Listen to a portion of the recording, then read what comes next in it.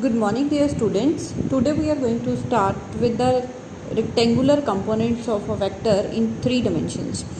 अब जो हमने लास्ट में किया था वो हमने एक वेक्टर को 2 कंपोनेंट्स में डिवाइड किया था. जो आज हमने क्या करना है, हमने एक वेक्टर को 3 कंपोनेंट्स में डिवाइड करना है.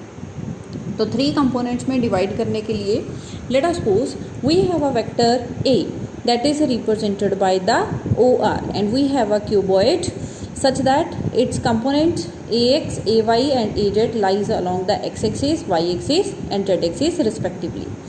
Now firstly join the point O with the T. Now we are going to take the triangle that is the OR T. In that case OR will be equal to OT plus TR and OT क्या इसके किसके पास है, आपके पास OT will be equal to OS plus OP. OT will be equal to OS plus OP by applying the parallelogram law of vector addition.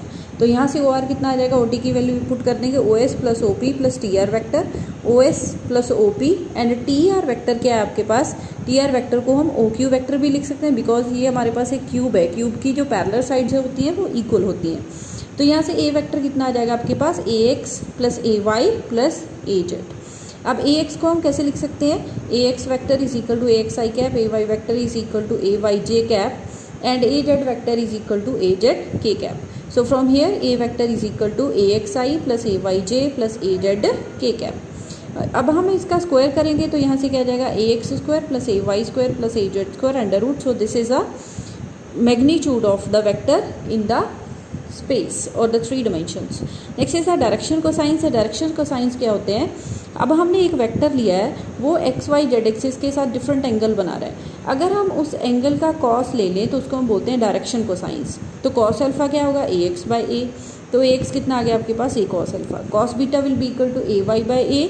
So AY will be equal to A cos beta. Cos gamma is equal to AZ by AZ is equal to A cos gamma. So from here if you are going to put the values you will get cos square alpha plus cos square beta plus cos square gamma is equal to 1. Means the sum of the squares of the direction cosines of a vector is always equal to 1. Now next come to the applications of a resolution of a vector. अब हमने क्या करना है, इसकी application discuss करनी है. सबसे पहले वॉकिंग ऑफ मैन.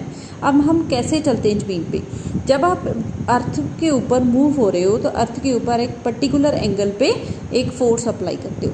उस फोर्स के कॉरस्पॉन्डिंग आपको क्या मिलेगी, इक्वल एंड ऑपोजिट रिएक्शन मिलेगी according to Newton's third law of motion. So this is the normal reaction are.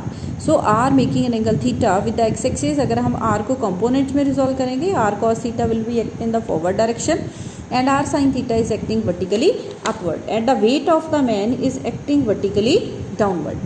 So r sin theta balances the weight of the person and r cos theta help the person to move in the forward direction. Now next is the it is easier to pull a lawn roller than to push it. तो पहले हम suppose कर रहे हैं कि let us suppose you are going to pull a lawn roller. आपने lawn roller को pull किया एट एंगल थीटा पे. तो यहाँ पे आपके पास एफ को हम कंपोनेंट में रिजॉल्व करेंगे. F cos theta is acting horizontally and in the forward direction and F sine theta is acting vertically upward and the weight of the roller is acting vertically downward. अगर हम यहाँ से net weight find करें तो net wait कितना होगा, W minus F sine theta. तो यहाँ से कितना आ गया आपके पास, W minus F sine theta. And अगर आप रोलर को पुश कर रहे हो तो आप फोर्स को इनवर्ड अप्लाई कर रहे हो. इनवर्ड अप्लाई कर रहे हो तो ये एंगल थीटा पे लगा. तो here is also angle theta. Now again resolving the F into theta, the components f cos theta acting in the forward direction and now in this case f sin theta is acting vertically downward. So from here f and w both are acting in the same direction. So the net weight of the roller will be w plus f sin theta. Means अगर आप इसको पुल कर रहे हो तो net wait आ रहा है आपके पास W minus F sine theta और अगर पुश कर रहे हो तो नेट वेट कितना आ रहा है, W plus F sine theta. Means pulling के केस में जो रोलर है वो क्या लाइटर आपको फील होगा and as compare to pushing. So it is easier to pull a lawn roller than to push it. So this is today's lecture. Thank you.